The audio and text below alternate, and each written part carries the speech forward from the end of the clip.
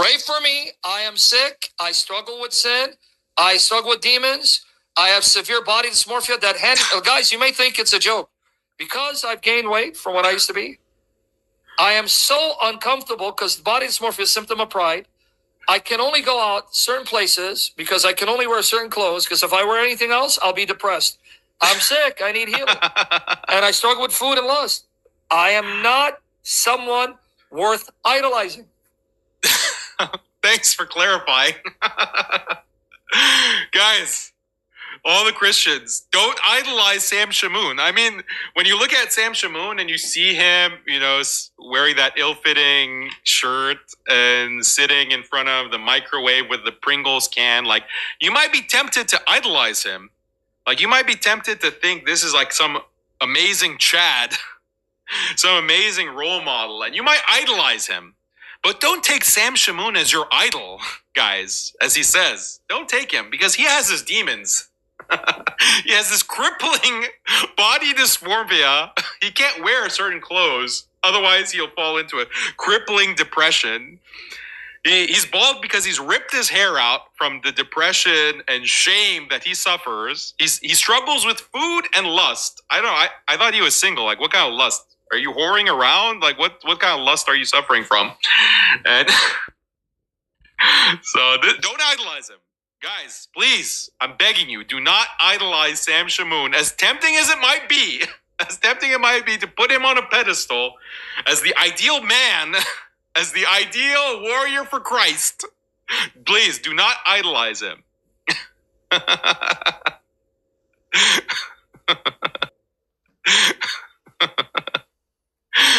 No self-awareness. I'm a brother who needs your prayers. No, I seriously saw. I've suffered from it since I was 15. Even now, I look back at the sadist YK says body dysmorphia is serious. Body dysmorphia. The only people that I've heard suffer from body dysmorphia are like these teenage girls who become anorexic or bulimic. Like they eat food and they throw it up because they're depressed looking at these Instagram photos of other women or magazine photos of these models, and they just feel like they're overweight when they are not really overweight, but they are just suffering from this false image of what a woman should be. So teenage girls suffer from body dysmorphia. And the other category is like bodybuilders. Bodybuilders who are lifting weights and they feel like they're not getting big enough. So they start injecting themselves with growth hormone and steroids and whatever. Like those are the two categories of people that have body dysmorphia. But apparently there's like a third category of Christian apologists suffering from body dysmorphia, sitting in front of his microwave in his apartment kitchen with a Pringles can prominently displayed in the background. Like that's the other category of body dysmorphia victims, apparently. So like, why is he sharing this? Like, this is terrible. Pictures a couple. It's like Pictures a couple. It's like secondhand embarrassment from this guy. Years ago, I thought I was fat back then. I'm looking at myself. I thought you were a toothpick. Sick. Mind sick. Mind is sick. Mind is sick. Oh man. All right. Like people suffer with weight loss, weight gain. Like everyone not everyone, but a lot of people have this issue. Like I've tried to lose weight, but I don't like talk about like, oh, I had body dysmorphia and oh, I was crying myself to sleep and oh, please pray for me, everyone.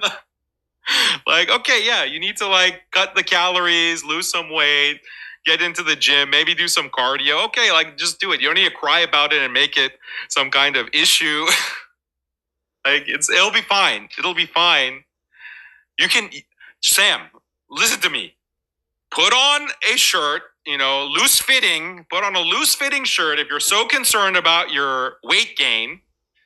And go out. Get some fresh air. I promise you, no one cares. No one's looking at you. No one's laughing at you. I know it was traumatizing in school when all the kids, all those bullies were laughing at you, making fun of you. I know that it was so traumatizing when your ex-wife left you because you were too fat and she went out with that fit plumber and cheated on you.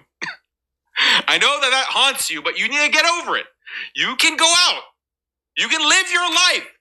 It's not healthy to be stuck in that apartment kitchen, stuck between those four walls and all plain white walls, the most depressing kind of environment with that fluorescent light. That's not good for your mental health. And just streaming and having a kind of parasocial relationship with your followers, that's not healthy. It's turning you into a freak. You need to go out, get some fresh air, get some sun, touch some grass. Please, Sam. Please, you need to do this. So you idolize us, man. You guys are jokes. Even David was on the record as a sociopath. What's there to admire with him? On the record as a sociopath. What's there to admire with him? Yeah, good point. Like, what is there to admire with any of these Christian apologists? Like, what is on offer? Like, they're all losers. They're all disgusting, degenerate losers, dysmorphic losers. Like, this is a good point, Sam, actually. It's funny how the Christians in the comments, they're being victims. And if you notice, they leave out the part where Sam Shamoun speaks about, going to war with his demons, and he spoke about lust. But the Christian apologists or the Christian supporters in the comments want to say, oh, Daniel's making fun of someone's disease or his body. We shouldn't make fun of people's appearance, and they're going. Everyone goes through a period in their life where most people go through a period in their life where you go out of form, it causes depression, and so forth. But why are they scapegoating?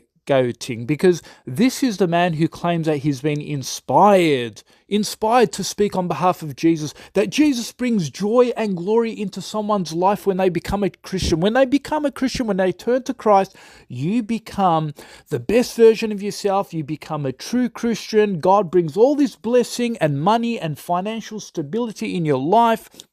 And, Jesus makes your life so good. And yet this man is representing the complete opposite, right? Lives in a shack of a house.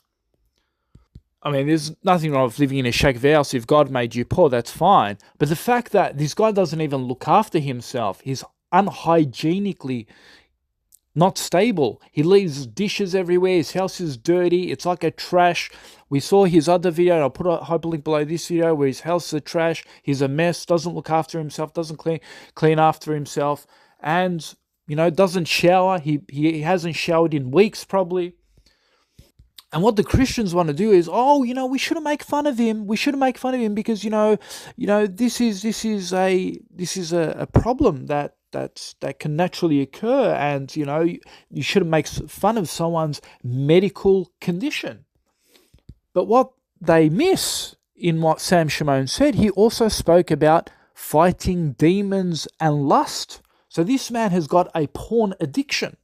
So this man that constantly accuses or sexualizes the Prophet ﷺ and tries to say that the Prophet was a womanizer, he only cared about his sexual interest and so forth. Yet this man who denigrates the Prophet, who slanders the Prophet day and night, is living a depressed life. He is divorced from his wife. His kids have abandoned him. His wife has abandoned him. His kids don't even want to visit him because his house is so trashy. He's got a very bad diet. He's got problems even communicating or going out into society and communicating with people.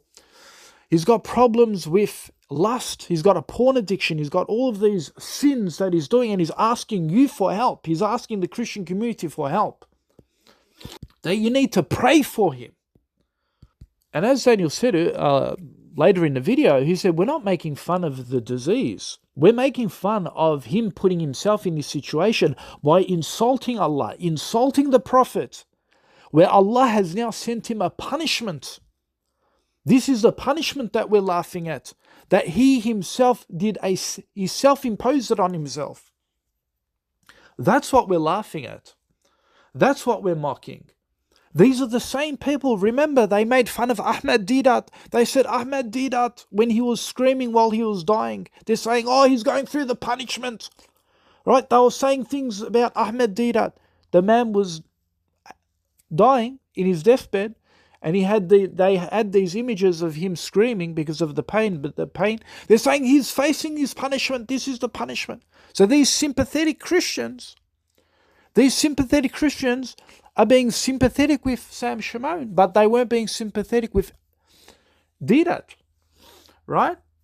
They weren't being sympathetic with his medical condition. But when it comes to Sam Shamoun, we need to be sympathetic now. The double standards.